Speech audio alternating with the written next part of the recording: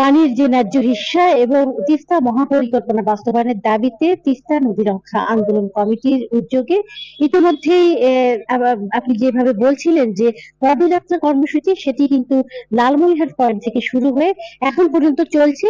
আমরা যেটি সবশেষ খবর যেটি পেয়েছি, কাউনিয়া বাজার থেকে সেটি ঘুরে আবার এই কাউনিয়ার যে এই তিস্তা নদী সংলগ্ন যে এই পার্টি আছে সেখানে আসবার কথা রয়েছে এবং সেখানে টাকার যে প্রদর্শন কর্মসূচি সেটি পালিত হবে। আপনাকে বলি প্রিয়াঙ্কা, যে এই কর্মসূচিকে ঘিরে ইতোমধ্যে হাজার হাজার মানুষের যে একটি জনস্রোত আমরা সেটি লক্ষ্য করেছি।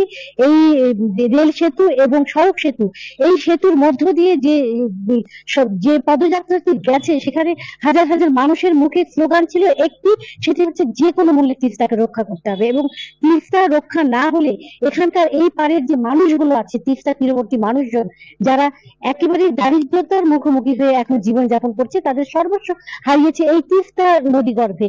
এবং তারা এও বলেছেন যে একসময় এই তিস্তা ছিল তাদের জেলেদের যে মাছের যে অভয়ারণ্য, সেটি এখন আর নেই, একেবারে মরুভূমির দ্বারপ্রান্তে এসে পৌঁছেছে।